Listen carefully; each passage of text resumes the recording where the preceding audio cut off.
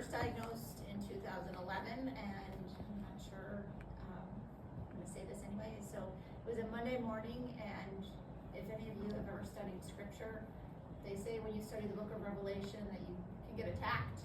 And Monday morning we were having a Bible study, and I came downstairs and I thought, what is wrong with my foot? It just itched or something, and nothing was there. And progressively throughout the week, it got so big I couldn't even walk on my leg or my ankle.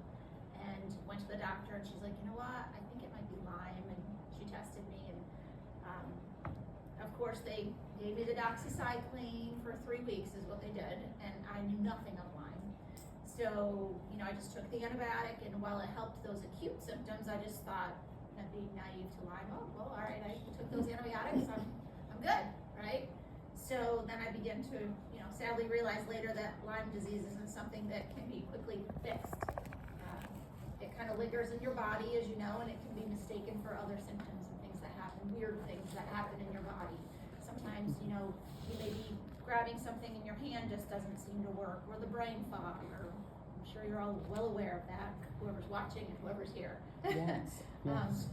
So my faith became an integral part of my healing, the healing process. It became the cornerstone, actually, kind of relying and digging in and finding out why. And we kind of realized, you know, through prayer and reflection that we have to trust God to navigate us through these hard times.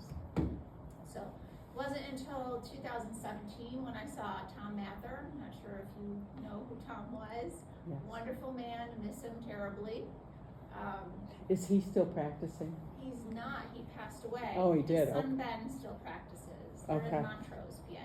Okay. But he is an Tom was, and his son Ben is an iridologist.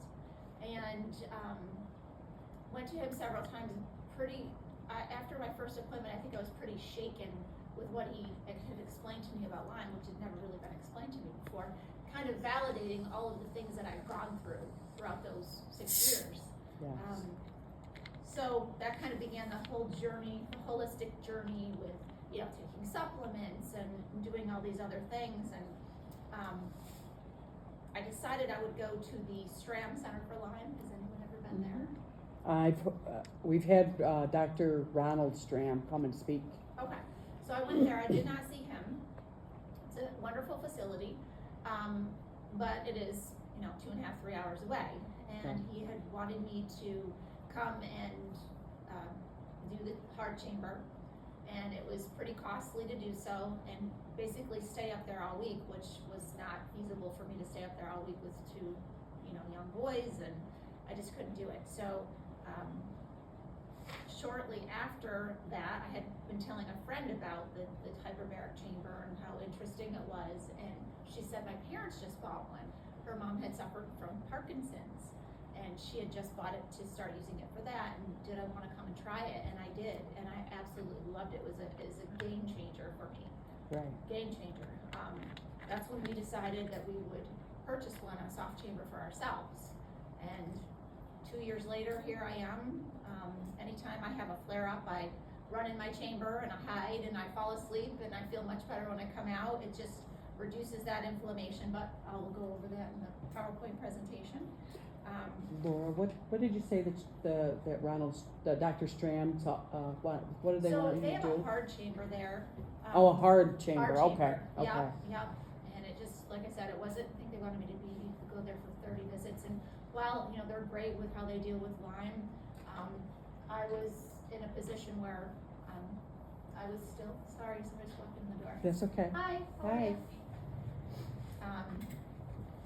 So along with you guys, I'm sure you go to chiropractors, you take other supplements, you try just about whatever you can. You know, you jump on one foot and rub your belly and try to make yourself feel better with, you know, different things. Essential oils also became a big part of my life. I don't know if you dealt with essential oils. Yes, she's your essential oil person. Also, I have a Rife Light machine. Have any of you ever heard of that? Oh, yeah. Frequency machine? Yes. Okay. So I have that, and that was very pivotal too. I do use that still. It has a lot of frequencies for it. Yes. We're in the process of learning how to. Is that one on your feet? Is that one on your understand that? No, mine literally looks like something from Gilligan's Island. It's a box with a plasma light in it, and it has, a box that's about this size where you can program different frequencies in it for the light to emit. And it's really neat because, my husband is the first to call quackery. In fact, when I told him I was going to an iridologist, I think he thought I was insane. He said, I don't believe that. Well, so he went with me to the first appointment, and at that time I had inflammation. My liver enzymes were really high, and I don't drink, I don't do anything else, so they were concerned why they were so high. And I didn't tell Dr. Mather that at all. And he's looking at my eye, he takes a picture and he pulls it up on a screen and he's showing me all these different parts in the eye. And he said, oh, you have inflammation of the liver. And of course my jaw dropped. I'm like, how did he know that? And he finally was like, oh my gosh, that's true. And you can't pull one over on the iridologist either, because I remember one of my things was, he said, make sure you stay away from chocolate. And the next visit, I didn't. Next visit I went and he said, I can see you're still eating chocolate. He caught me. So anyway, Lyme awareness is so big. I really think people don't understand it at all. So I think this group is really great, and I think we need to get the word out there a little bit more that we've been infected with something. You know, Yes. It's not natural what we've been infected with. So it's my mission to raise awareness, share my story, and support others that are dealing with Lyme as well. So put together this little presentation for you folks. First of all, this is about the second PowerPoint I've ever put together in my life, so I'll do the best I can. I don't know how you make it go forward, do you know? You see? This is a logo my son just did for us. So, as you know, hyperbaric oxygen therapy involves 100% oxygen in a pressurized chamber. The therapy increases the amount of oxygen your blood can carry, promoting healing, reducing inflammation, and supporting the body's natural healing process. Disclaimer, I am not a medical professional. I'm not a doctor. This is what's working for me. Everybody has their own journey, okay? What works for you might not work for me, vice versa. So basically the increased oxygen, the pressure forces oxygen into the bloodstream and the tissues, allowing areas with low oxygen levels to receive more oxygen. Healing and regeneration. This increased oxygen supply can help treat a variety of conditions, enhancing tissue repair and fighting infection, stimulating stem cell production. I will say, knock on wood, all the men in my house have had the flu, influenza A. And while they were sick, I have been jumping in my chamber. And so far, and I have been, okay, I've been doing my D, as we all have been taking our D right now. And getting a lot of oxygen, and I've been okay. I hope I'm not going to eat my words after just saying that. So HBOT is commonly used for these conditions here. And in the hospital, the hard chamber, you know, you hear about people having burns and things like that. I wish we could all go. It should be allowed for us to use that chamber for Lyme. That would be a great thing to advocate for. But good luck, because this next slide, the FDA recommends the hard chamber for only 13 conditions. That was in the 70s. They have only added one new condition for insurance to cover since 1970s. And in Russia, the HBOT's approved for 73 conditions. So it's pretty sad. Pretty sad. Main difference between a mild and hard chamber is the pressure level and the construction, right? Hard chamber is hard. We're going to go through that. This is the soft chamber. Typically operates at a pressure of 1.3 to 1.5 ATA, which is approximately equivalent to 10 feet underwater. The pressure inside the chamber is lower compared to hard chambers, and they're usually used for general wellness or non-critical conditions. Although, I don't know, I don't think Lyme is a non-critical condition. I personally think it is a critical condition. It's kind of like when I'm in the chamber, you've probably flown, that's what it feels like. It's that pressure that's coming in, your ears pop. Once you get to that pressure, it stops, And, you know, you have this nice smooth ride. I usually go to sleep in mine. It's wonderfully comfortable. I have a little pillows and blankets in there. And then when you come out, the air that comes out, it'll make your ears pop again, as if you were going down in a plane. So the hard chamber, high pressure ranging from 2.0 to 3.0 ATA, with some even going beyond that. 2.0 ATA would be about 33 feet, and a 3.83 ATA would be about 66 feet. Divers have used chambers for years. That's how they've learned how to dive without getting the bends. I'm sure you've heard the bends, so their lungs don't blow up. But again, these hard chambers are just used for serious medical conditions. The mild chambers are soft-sided and inflatable. They're portable, as you've seen. I brought mine to the, want me to pause? Are you good? Technical difficulties. No, I think someone wants to join us here. Oops, So.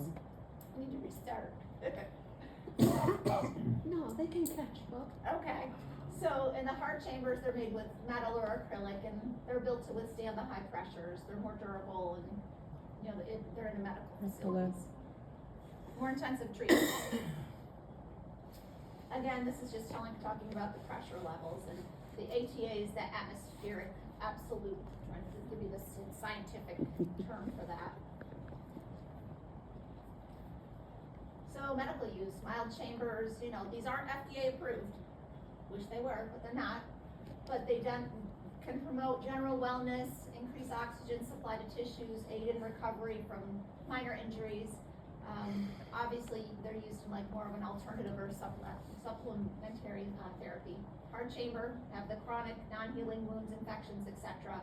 They're considered the standard for medical grade hyperbaric oxygen therapy. Everyone okay so far with what they're like and what the differences are?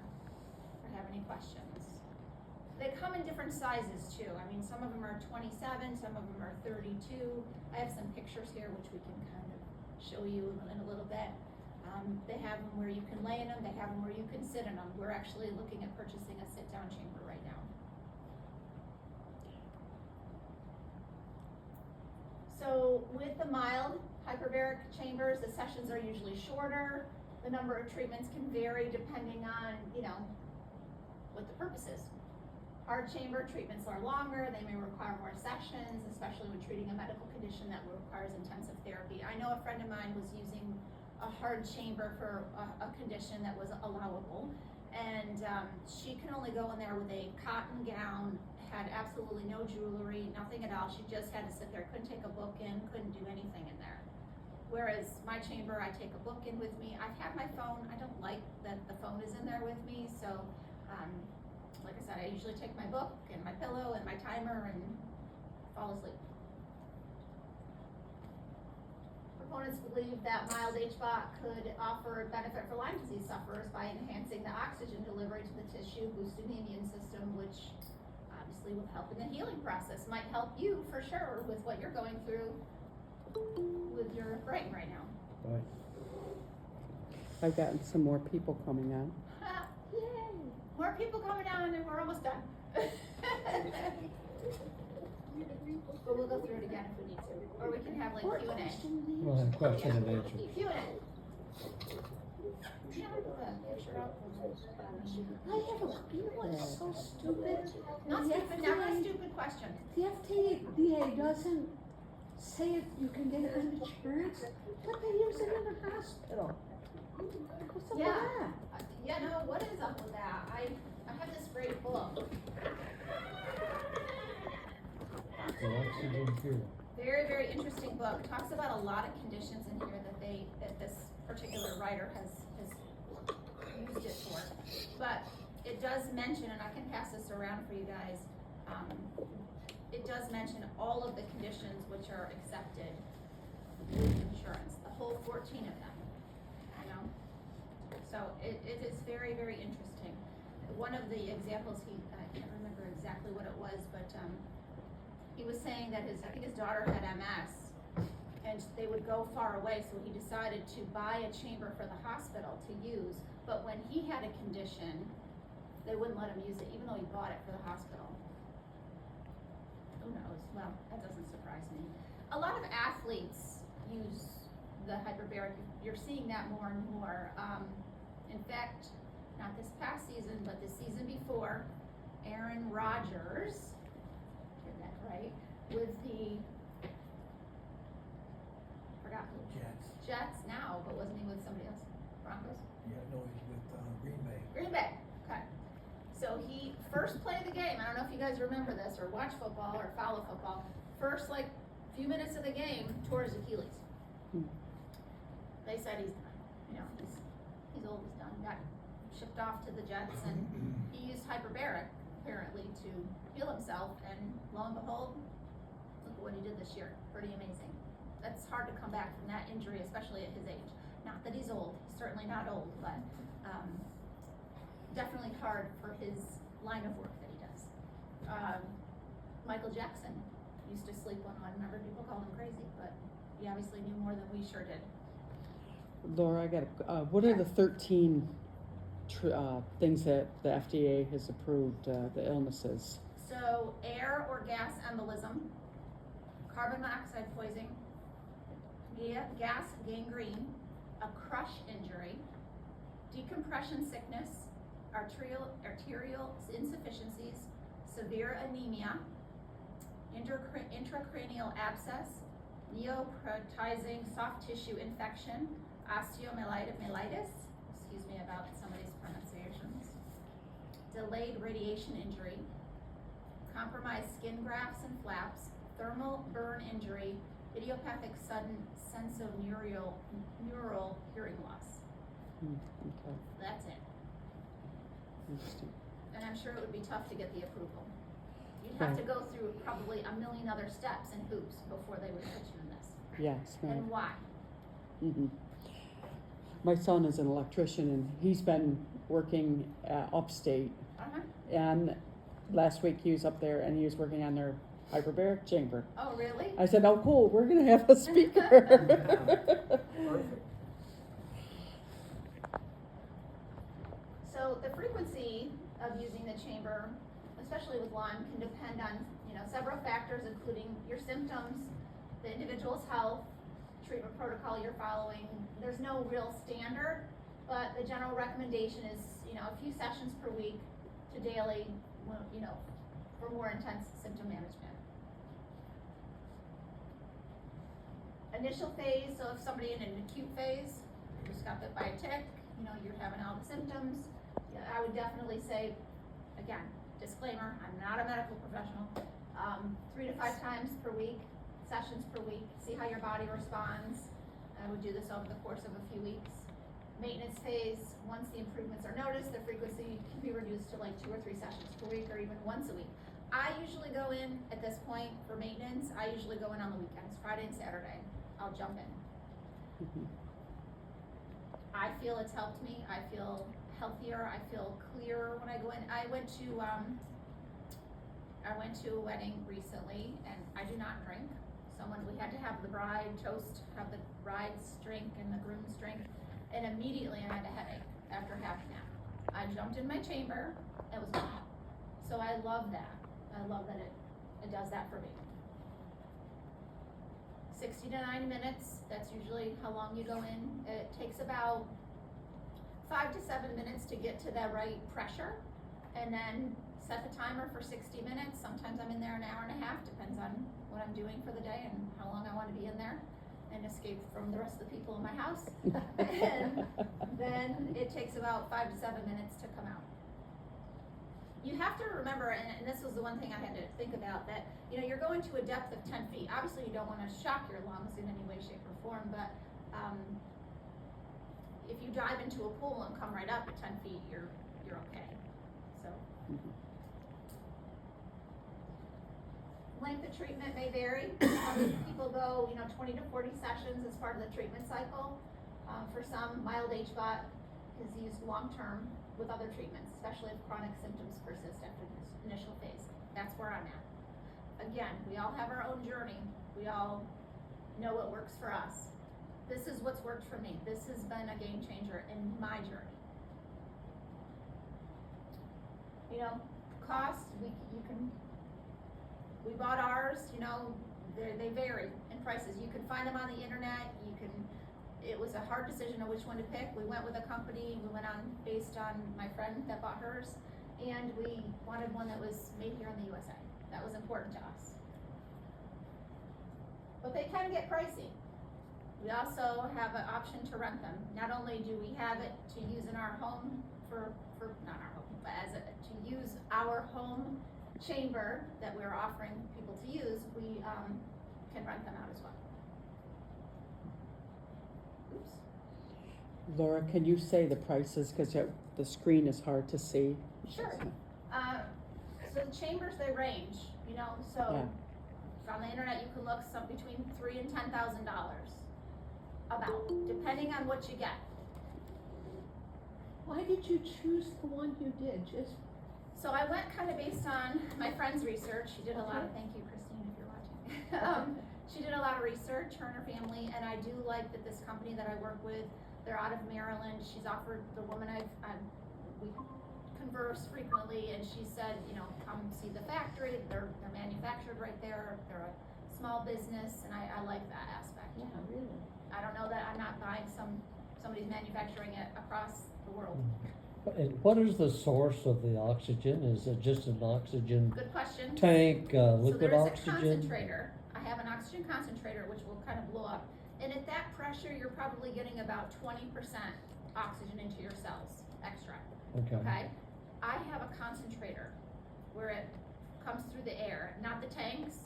So I pump that through the soft chamber and I wear a nasal cannula or a mask also. So I'm getting probably 95% oxygen at that point. okay. Good question. Did your oxygen chamber or concentrator come with that? Separate. Separate. They're, I wanna say roughly about $1,800 for those. Okay.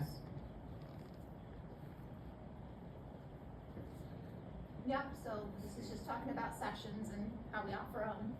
And so that just tells the benefits. Obviously, the reduced inflammation, faster recovery, deeper sleep, strengthen your immune system, boost your energy. Any more questions?